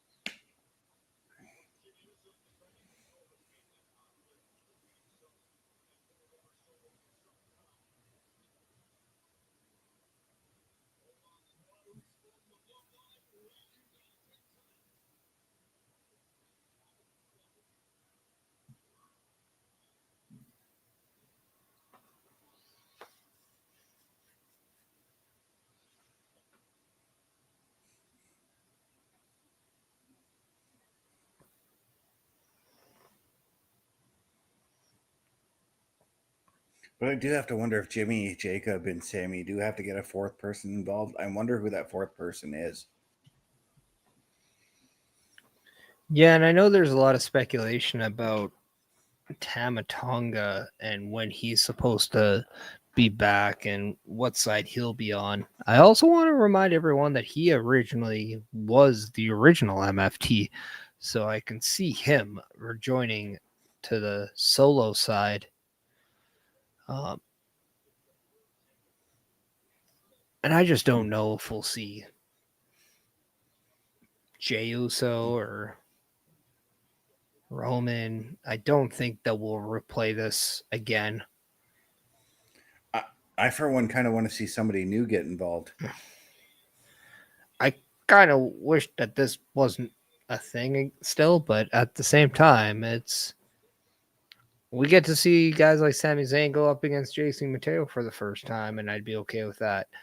We get kind of a more prominent role for Jim Uso, and I like that. So.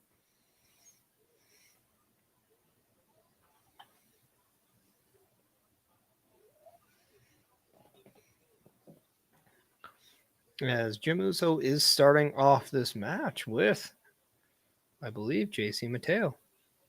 Yep. Good, because I did not know who was starting on the other side, so I just guessed. I just saw Solo on one side, and I thought I saw long hair in the ring, so I went with it. But is it just me, or does Tonga Loa look like he either wants to rob a bank or he's still Diamond Dallas's Page Stalker gear? A little from column A, a little from column B. And a little bit from column D. DP.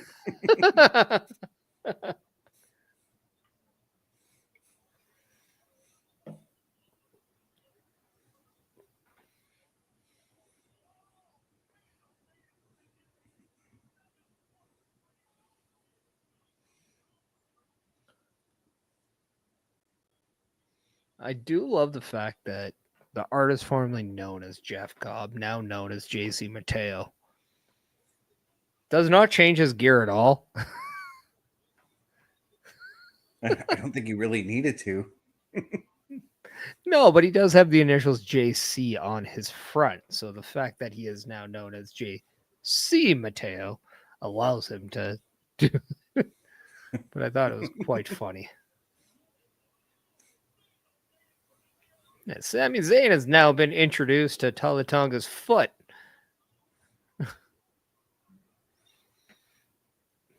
As we go back to our last commercial break. And right around the 10 minutes.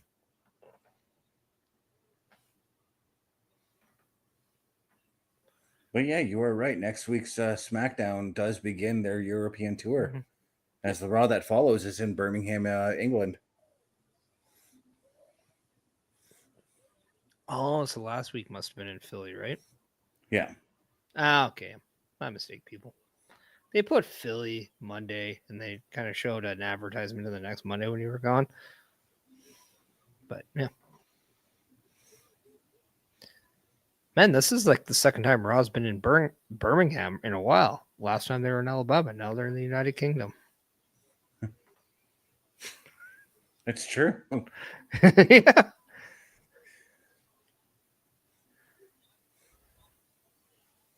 Lyon, France, the host of what was it, Backlash a couple years ago, huh?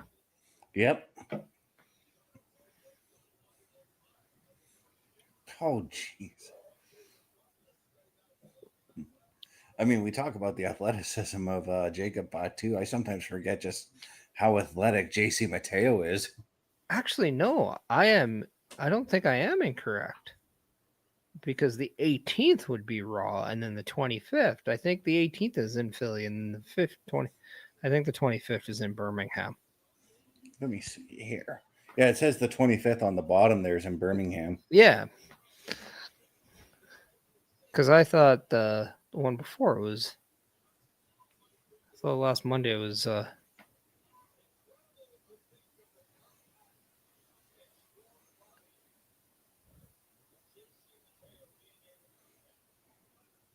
Was it not in like Knoxville or something?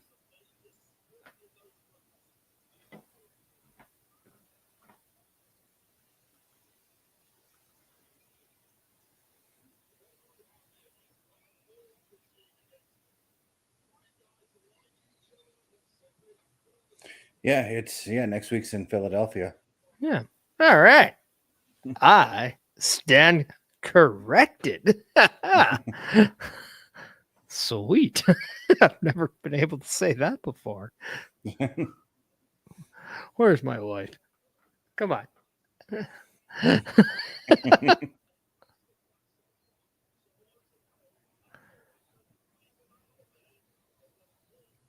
Oh no, it was in Quebec City. Yeah, it was in Wow. Quebec. Yeah. They wrapped up their little bit of a Canadian tour there. Not really a Canadian tour. They just went to Quebec, Well, they went to Montreal last Friday. which is in Quebec. Yeah. Okay, so it was just a tour of Quebec.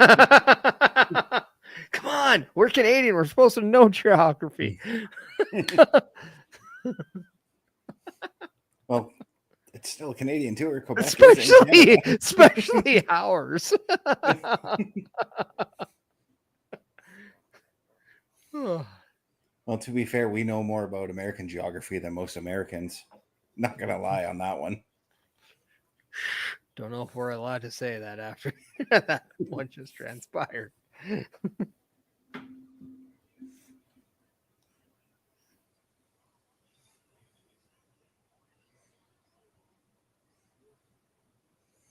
But what is transpiring right now in the ring is Sami Zayn is just getting the snot beat out of him by Solo right now. Yeah, and then geez, see Mateo's come in the ring to kind of pick him apart even more, but don't know if that's gonna work out.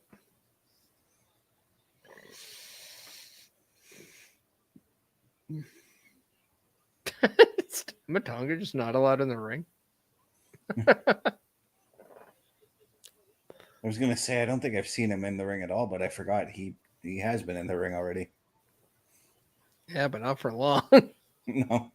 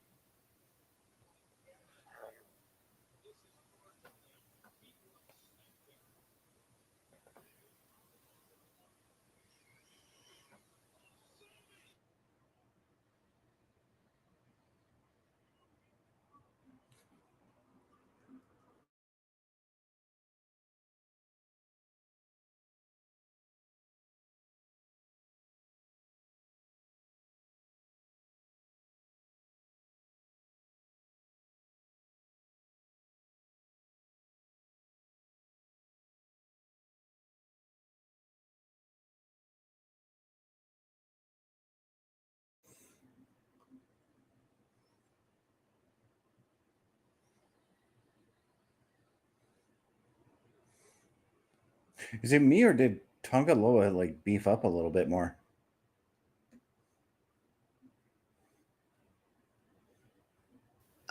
Yeah, I mean, I think he probably did. I mean, he was hurt, so probably had something to do with it.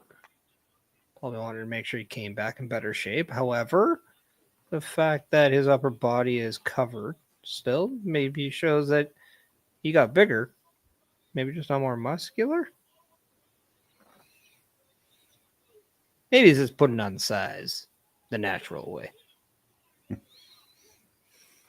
Burger after burger after burger. No, kidding.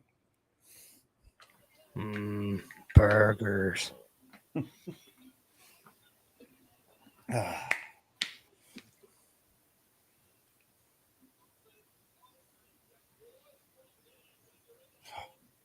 That Solo had Jacob there.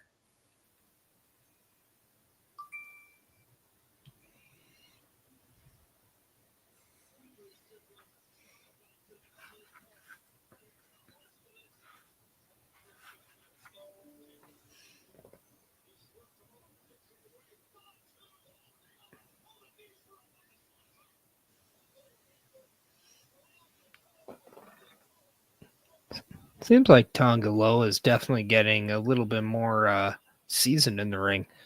Mm-hmm. Which I'm good. Very happy to see him do that because I want to see him like succeed. I really like him. I just kind of feel like he's always the odd man out in these scenarios. Yeah, it always bums me out because it seems like both him and Tama have kind of been like injury prone over the last little while. So it kind of, I kind of want to see them get over that hump a little bit. Well, I wouldn't say they're injury prone, but definitely the setbacks don't help. Mm-hmm. I do miss them as a tag team. And that leads me to wonder, like, when the MFTs actually get their tag team title shot, who which two of the four would get that title shot? I got to say, JC Mateo and Tonga Loa are going to be the ones that get that shot. Yeah, because I would definitely use Talatanga still as the heater to Solo. Mm-hmm. Oh, beautiful Blue Thunder bomb on Solo. But great timing from JC Mateo right there. Yeah. There you go. The viciousness coming out. This is what we've been waiting for from JC Mateo.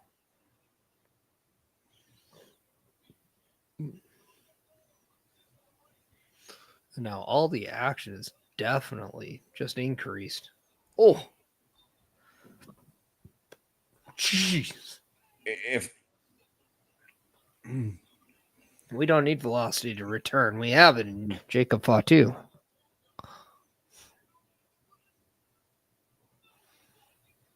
if that doesn't solidify Sami Zayn becoming the number one contender to the US title, I don't know what does. Right?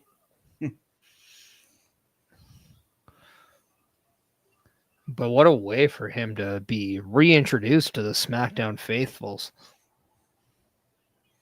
and really set that tone into where he fits in with Jim Uso and Jacob Fatu. Like, you really have. Sorry, go ahead. No, I was going to say, this really has to cement some trust with Jacob Fatu. Yeah, and just as you were about to say that, we saw Jacob extend his hand in friendship, and then they hugged. I mean, sometimes going to war does that for brotherhood.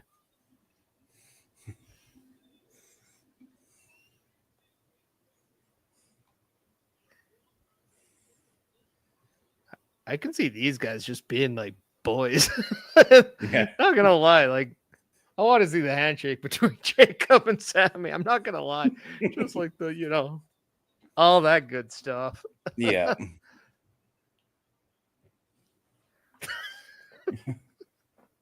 The Sammy shuffle. It's the Fatu frenzy or the Sammy shuffle. Right. Sorry, Jim. But what we do have is a finale to SmackDown as we see Sami Zayn, Big Jim, and the Samoan Werewolf victorious over the MFTs and Solo Sikoa and Mr. Tonga and Mr. Mateo. But best, what was your favorite part of SmackDown? Your takeaway from what you saw? And then my favorite thing of SmackDown was seeing the Wyatt Six just hovering in the background of most of the tag team stuff that we saw tonight. It's a slight reminder that yes, even though all these tag teams have their problems, the Wyatt Six is still at the top of the tag team division, and they're the ones that you really should be watching out for. My favorite match of the night was definitely the DIY Street Profits match. That just had a lot of emotion in it. I expected the Wyatt Six to show up in that. We didn't see it, but at the same time, I'm glad we didn't because it's still a possibility that we see it next week. But overall, tonight's show was very enjoyable. I actually forgot that it was a 2-hour show because I looked at the when we were an hour and a half in, I'm like, oh, we got more show left. I'm like, no, we're at the main event now. But if you want to follow me, guys, my link tree is linktr.ee/Chris_best83. Tomorrow night, you'll catch me playing Saturday Night Gaming at 6 p.m. Eastern, not 8 p.m. as per usual. And tomorrow we're going to be playing some more Ark. Awesome stuff. Over to you, Mr. Parrish. Well, for me, what I enjoyed was just seeing Carmelo Hayes back on my screen. It's been a while since we saw him. I was very happy to see Carmelo Hayes perform in front of his hometown in Boston, Mass.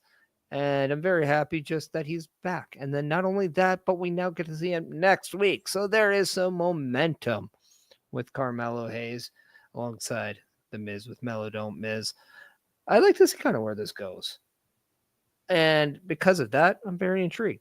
I'm also very intrigued with the women's tag team titles, as we see with the Secret Hervice and Chelsea Green taking rough shot over the champions after the match. After Alexa Bliss defeats Piper Niven, it was Secret Hervice and Chelsea Green getting that last word.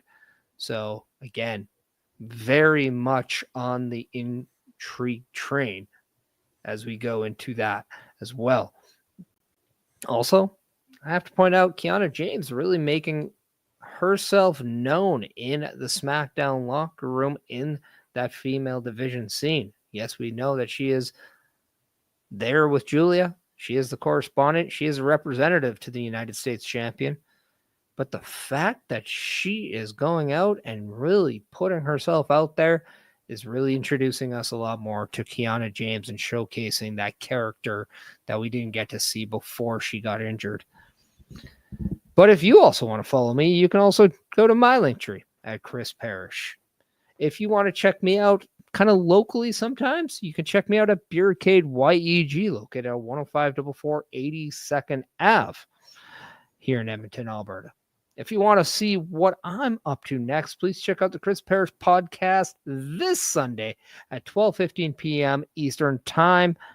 It will not be on Instagram this week. It'll be on all the platforms I do usually put on, as well as a live broadcast on Spotify. You can see part 2 of the interview with Kamikaze. As yes, I want to thank everyone for liking that short video of where he imagined almost power bombing his grandma of all people. So, yeah. Hilarious guy. Very much a character. Please, you do not want to miss it. It was a good laugh and a good conversation. Best, back to you. Yeah, since I don't have OMD to throw it to, I'm just going to say it right now. In the immortal words of Carl Carafel, the world's a scary place. Take care of each other. From all of us here at Turnbuckle Studios, have yourself a wonderful night. I'll be there when you're down, when you're losing your ground, till the afterglow, the afterglow.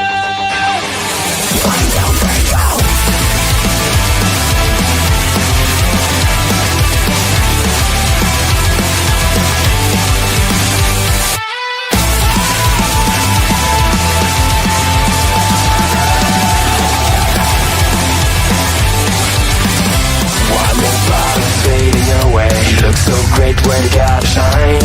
One more part of you is gone now, as you keep smiling at the crowd. Pressure is your best enemy, spotlights show what I wanna see. Sometimes it feels like you're under attack, you're just getting